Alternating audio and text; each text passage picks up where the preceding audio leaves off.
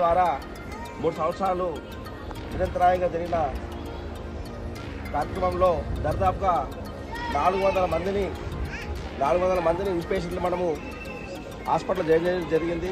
దాంట్లో pregnancy ladies కావచ్చు, accidents కావచ్చు, లేదా స్ట్రోక్ వచ్చిన వాళ్ళు కావచ్చు, ఇవన్నీ చేసినాం. కానీ మా బాధ ఏంటంటే మా తల్లిగారు మేము సమయానికి అంబులెన్స్ ఉన్నా తీసుకోలేకపోయాం. ఎందుకంటే మా అమ్మ మా చేతుల్లో సెకండ్లోనే చనిపోవడం జరిగిందనమాట. అంటే హాస్పిటల్ తీసుకెళ్ళిన సమయం కూడా మా తల్లి మాకు ఇవ్వలేదు. 400 మందిని టైం తీసుకెళ్ళాం, కానీ మా చేతుల్లో మా అమ్మని అనుకోవడం అది కొంచెం చాలా బాధ విషయం.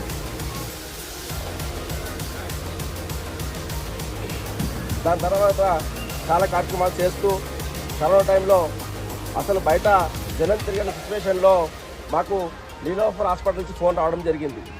సార్ మీ ఫౌండేషన్ ద్వారా మాకు బ్లడ్ క్యాంప్స్ ఇవ్వండి అంటే, సార్ అసలు బయటకు ఎవరు రానియట్లేదు, ఈ టైంలో మీకు క్యాంప్ ఎలా నిర్వహిస్తామంటే మీరు అనుకుంటే అవుతుందంటే అప్పుడు స్థానిక పోలీస్ స్టేషన్కి వెళ్ళి పర్మిషన్ తీసుకొని వాళ్ళు అడిగిన దేని గురించి అంటే నీలోఫర్ హాస్పిటల్లో తలసేమ పిల్లలు ఉంటారు. తలసేమ పిల్లలకి ఏంటంటే 3 నెలలకు ఒకసారి రక్తం మార్చాలి. రక్తం మార్చకపోతే చచ్చిపోతారు ఆ పిల్లలు. కాబట్టి ఒక మనిషి ఇచ్చే ఒక 300 ml ముగ్గురు పిల్లలు కాపాడుతున్నారు మన తలసేమ పిల్లల్ని. దానివల్ల అప్పుడు మేము కరోనాలో 2 సార్లు బ్లడ్ బ్యాంక్ నిర్వహించడం జరిగింది. దాని తర్వాత వివిధ సేవా కార్యక్రమాలు, ప్రభుత్వ పాఠశాల చదివే పిల్లలకి నోట్ పుస్తకాలు, 10th క్లాస్ పిల్లలకి ఎగ్జామ్ మెటీరియల్స్, ఇలా మాకు తోచిన విధంగా ఎవరిని చేచాచకుండా మా సొంతంగా పెట్టి చేయడం జరుగుతుంది కార్యక్రమాలన్నీ. మేము ఎప్పుడు కూడా మా కార్యక్రమం చేస్తుంటే వీళ్ళ దగ్గర వాళ్ళ దగ్గర ఎవరి దగ్గరికి వెళ్ళి మేము పండుగ మా సొంతంగా చేస్తూ ఉంటాం కార్యక్రమాలన్నీ. అదేవిధంగా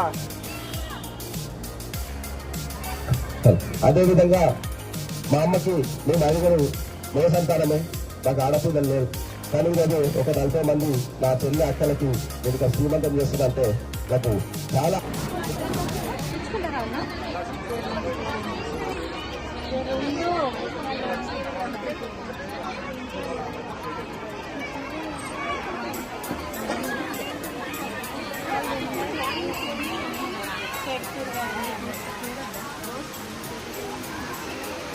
అమ్మా